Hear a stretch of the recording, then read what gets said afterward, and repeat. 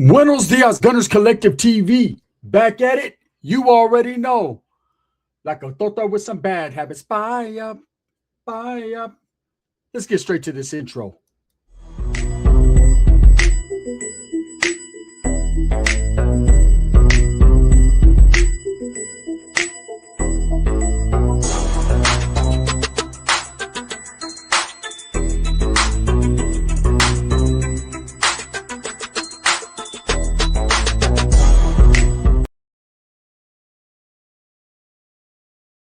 Welcome back to the channel, and if you haven't already hit that like and subscribe button, make sure you go ahead and do that. Put your notification bell on all so that way you're directed in the direction of the dope content that the gun kicks, and I highly appreciate all the support. I'm very humbled by it.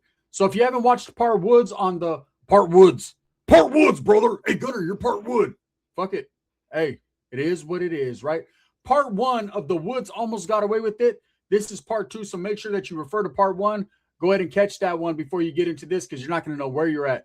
The story was getting very interesting. Just to recap a little bit, this man had just got out of Pelican Bay for 1 month, gets locked back up, and finds himself with the llaves, the keys.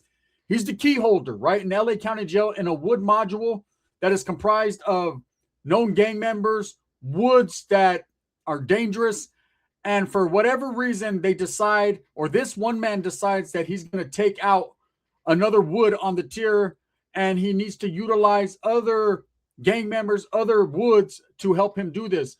So the deed gets done in the most violent and vicious fashion possible, and they get away with it. 3 years later, while all of them are incarcerated, they get apprehended by detectives from Los Angeles and brought back to the county jail, and they are all convicted, or allegedly convicted, on this crime. Now, when you have a lot of co-conspirators, a lot of co-defendants, Codys, whatever you want to call them, crimies, crime partners, it gets tricky, because not only are you having to save your skin, but you have to worry about what they're going to say, what type of deals are going to get put on the table. This is where true loyalty comes out. You find out what's really going to happen, what's going on. So let's get into the second half of the interview that we will be reacting to today. This interview was conducted by a different channel, but at the same time, I have every right to react to it. And that's what I want to do. Let's listen to part 2 of the story. Danny switched sides, switched loyalties. So I decided that the best thing for me was to take the deal and run, like I told him I was going to. So I got at my lawyer, and I told my lawyer that I was interested in accepting the offer that the DA had put on the table. And he scheduled a meeting with the district attorney. They came and pulled me out. Now, meanwhile, this deal also entails, the district attorney had put out, if you watch Part 1, that in order to get this deal, he was going to have to tell them everything, implicate all his crime partners in this crime. Now, this guy, Danny Black, had already told everybody not to conform to the deal, meaning don't take the deal, because in doing so, you'll put yourself in bad standings. It's a form of telling. This guy was already in trouble with the big guys, right? He was already on the outside looking in, so he felt there was nothing holding him to loyalty. Now, he also did say in Part 1 that once you commit a murder together, man, you guys are bonded and you guys are like together and you have to ride it out together, right? But obviously, after being told, and they all being in agreement that they weren't going to say anything, they were just going to ride out to the, what do you call it? They were just going to take it to court, take it to the box, and do what they had to do regardless of time. This man decided, because he was no longer able to play the reindeer games, that he was going to just take the deal, even though they didn't want him to take the deal. Loyalty's in question here. And they put a paper recorder right there on the table, and they said, okay. The DA said, I'm going to go ahead and hear what you got to say. I'm not making you any promises. You know, there's nothing is set in stone right now. And like, at that motherfucking moment that the district attorney tells you, look, I'm not making you no promises, there ain't nothing set in stone, that's when you say, I ain't making you no statements and there ain't nothing set in stone. Take me back to my cell, I'm gone, right? Because he's basically telling you right there to your face in so many words, motherfucker, you're just gonna tell, and I ain't gonna do shit for you. That's pretty much what he's telling them. You know, hey, they'll feed you all kinds of bullshit, man. It's good. It's gonna be good for you. Worry about your own life. Or they don't care, man. They just want a conviction, man. They want to convict everybody, more notches in their belt. You know, and look, I'm not an advocate for crime, right? I mean, I don't like crime. You just fucking steal my car, you're in trouble, right? We don't like crime around here. But if you're in the criminal lifestyle, which I was for many years, I understand what it is, right? And so you need to understand also that when they read you your rights, your Miranda rights, officers, right? And when a district attorney tells you something, you can take it with a grain of salt. They have and are obligated to tell you exactly what they are going to do with the information that you give them. They tell you when they read you your Miranda rights, you have the right to remain silent. Shut up, right? If not, anything you say can and will is the main words, be used against you. And dudes still talk thinking that it's going to help them, but all they do is bury themselves. I noticed in my time of doing time, in my time of committing crime, that 99% of the people that get caught are people that say something. If everyone shuts up, they don't have no evidence. Man, I couldn't believe it. Like, I absolutely thought that my lawyer should have stuck up for me, or he should have said something. He should have got something in writing, you know? But he just let me talk. And so No, you let yourself talk. I'm talking to the DA about what happened, I started to tell him that I killed No Brains, I stabbed him, and the DA turns the tape recorder off, right?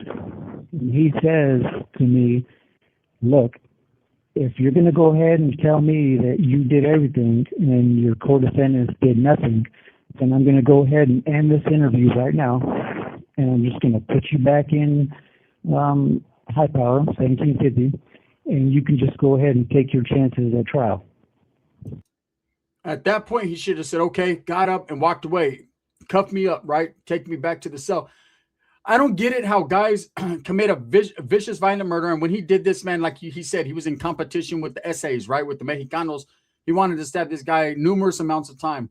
You know you're facing life. You know it's over. You're getting 25 plus years right off the top. This was a planned, executed murder, premeditated, right? So you know what you're getting. Why even conform to saying anything? You'll probably get less time not saying anything than saying something. So it was at that point he should have just got up and walked away. What this district attorney seems like he's trying to do is he wants everybody to go down for it, not just one person. He should have just took his time, his chances with the box. But I mean, everyone has a different mentality and they think different. When dudes are faced with that much time, they're trying to save their own skin, man. That's just the way it is. So, you know, the district attorney had this evidence already, because for the last 3 years, from 1995 until 1998, the homicide detectives have been going around all over California and interviewing white boys regarding this murder. Because in 1997, they validated the NLR as a prison gang, and so they locked up about 1,000 NLRs all across California. That happened in 1997, and they were validated as a prison group, and they were snatched up off all the main lines. And what he's saying is facts, right? And that right there, I could be a whole nother video, because there was a lot of turmoil involving that group, man. That group, everyone that I ran into from that group was solid as fuck, hardcore. I can never say anything bad about them. I've seen them do removals. I've seen them do things, that I've done videos on. Very violent group at that time, man. They were making a big play for the woods out there, man. Like, they were well known. They were created in the Youth Authority. And they were created, and their first moniker, instead of Nazi lowriders, was called the Southern Alliance. And they went hand in hand with Southsiders. And that's how it was in the Youth Authority. When I was down south in Nellis, if you were a good solid wood, you functioned with the Southerners, man. They didn't have enough manpower to be on their own, and they were with the business. A lot of these guys, they knew about old cold cases, and so they started telling. They figured that they were going to use whatever they could use as a way to get out from under that indeterminate shoe term, right? So a lot of the versions that the district attorney already had was that I'm the one that killed Hampton. I'm the one that stabbed him to death. I'm the one that strangled him. So he already knew this, you know. So by him telling me, hey, if this is what you're going to try to tell me, I'm going to go ahead and end the interview right now and put you back where they're trying to kill you. So I kind of felt trapped. I kind of felt like I had no choice to incriminate my co-defendants. That makes no sense. That wasn't going to take him off the B&Ls, the bad news list. That wasn't going to take him out the hat, right? That was going to make his situation even worse, because now what little loyalties these guys had towards him, he was going to throw that out the window, because he felt like if he didn't do what the district attorney wanted him to do, then they were going to place him probably in a situation where it was going to be dangerous for him. But that's prison, man. You make your bed, right? You have to lay in it. So wherever they placed him, whatever placement he got was based on administration. He could sit there and tell on everyone, they could still put him on the yard, right? So that seemed like an excuse in his mind. You know, he was like, man, I'm no good over here with the fellas. Maybe if I work with this district attorney, they'll help me. But he was through. They don't care. They'll throw you to the wolves. And I did. I kind of just told him what he wanted to hear, you know, that this is what I do. You know, I lied. I said that I handed the weapon to Jason and he stabbed the guy, and then he handed the weapon to Mikey and he stabbed the guy, and that's absolutely not true. You know, this has been... Wow. He put the knives in their hands, man. You know, it's crazy. You know, what possessed him to do that in his mind? I mean, he could have told him, look, I stabbed, this was how they participated or whatever. That's what he chose to do, right? Or he could have shut the fuck up and got up and walked away. But he literally placed knives in their hand and said they did things they didn't even do, man. And I'm sure they all got life.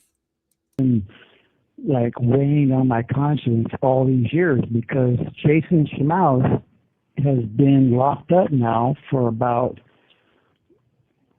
Man, he's been locked up now for 23, 28. Man, he's been locked up right now for 28 years. Almost 30 years. 26 of those years for a crime that he didn't commit, you know. And so, let me go ahead and continue. So, I went ahead and incriminated my co-defendants. And the cool part is, man, he could appeal it all he wants. And they'll try to say that this guy right here is just making up stories for whatever reason. They took his story when he made it up about him doing something. But when he recants his story, they won't buy that. They won't take that, you know? It's crazy. And at this time, I still was in contact with him. I was in contact with his mom. And I told him, look, homie, take the deal. We're not going to win. We're not going to win in trial. Like, they got too much. Just take the deal, you know? But he was stubborn. He was still trying to remain loyal to the gang. And like I said, I'm in the hat. I'm targeted for murder. I'm on the outs. Jason is just trying to save his own skin, so he kind of stayed with Danny Black and Mikey Beatty, you know, and they went to trial. They lost, and they all got sentenced to life without the possibility of parole. Wow. Right? So, over the years now, like I said, this has been a huge thing weighing on my conscience. Like, you know, Danny Black was locked up for about 26 years, and a few years ago, he was in Tehachapi. His wife left him. She was filing for divorce, and he lost it. He set his cell on fire. The cops extracted him, pulled him out of the cell, and put him in a hole. And then he hung himself. He committed like 3 years ago in Catchby State Prison. Wow. Jason, he's actually here. He's been through so much. Like, he was shot 9 times. He was convicted for a crime that he didn't commit. He is absolutely innocent.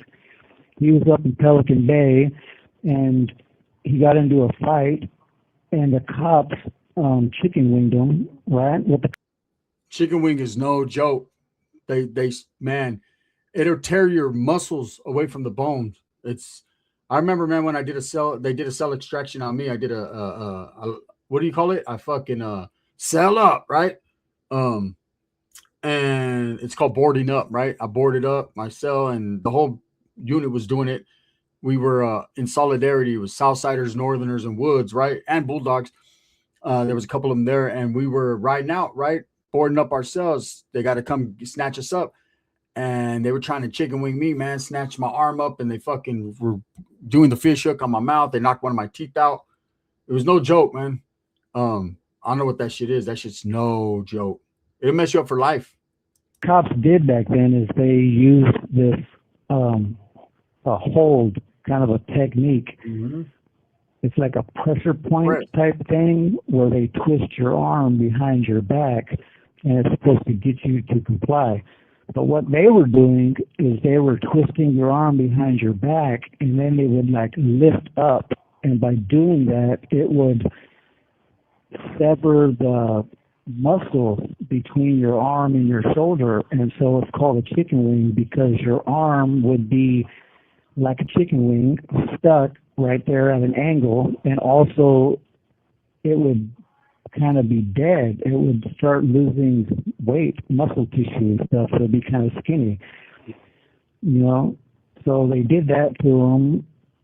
Wow. Man, this kid, this guy who was just on a tier with this dude who decided he was going to kill this dude for the gang or whatever he chose to do it for.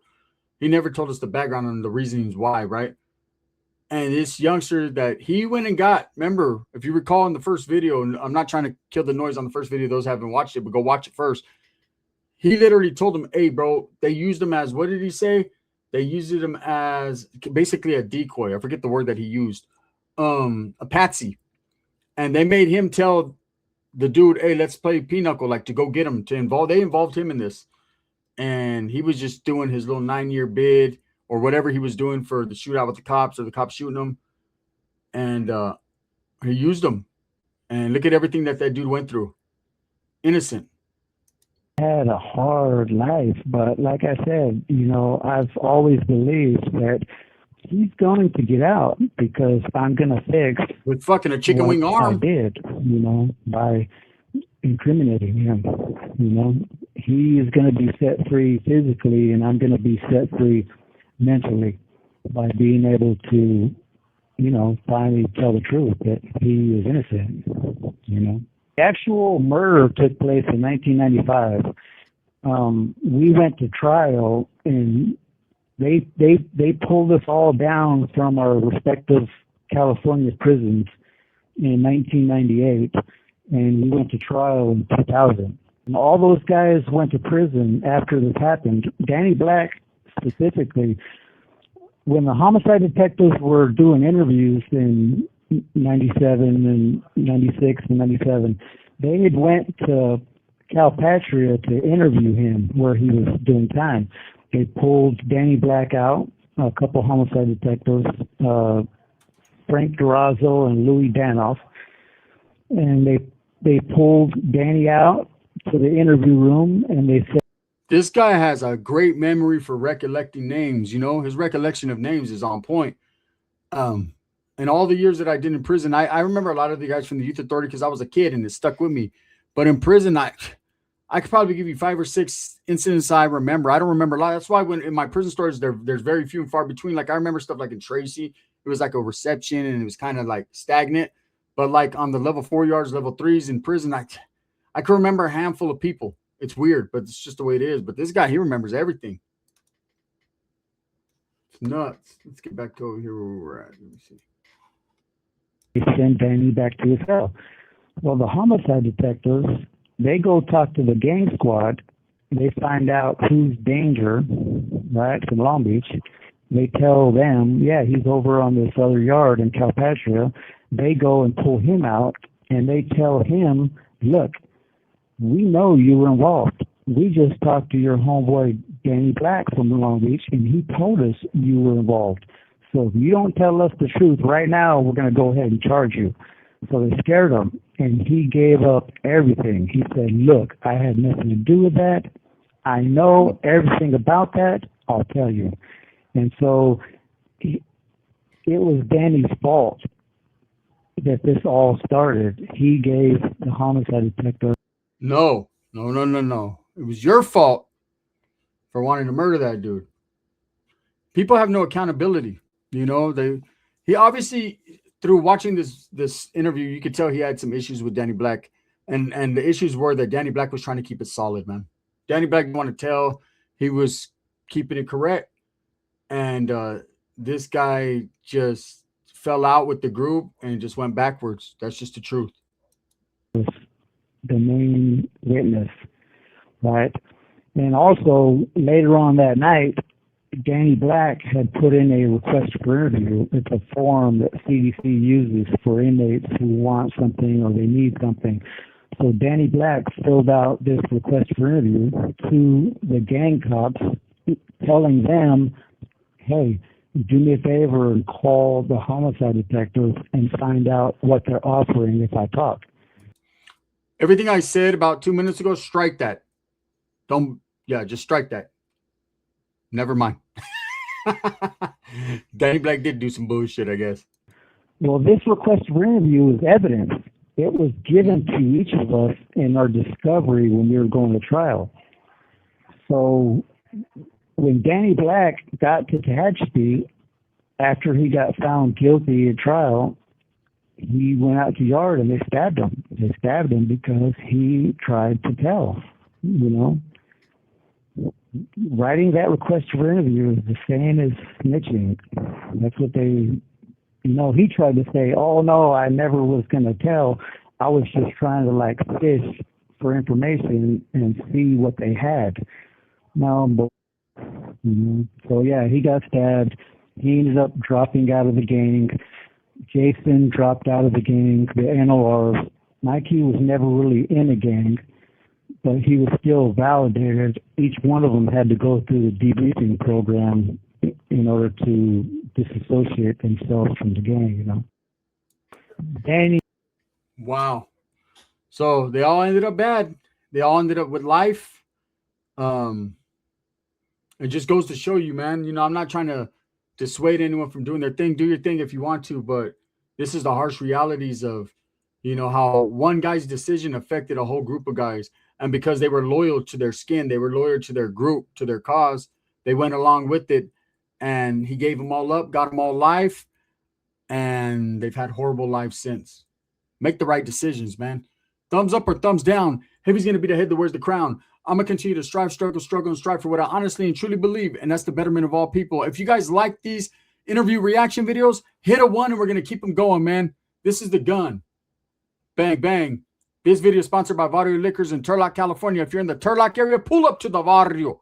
Get you something cold to drink. And I'm out.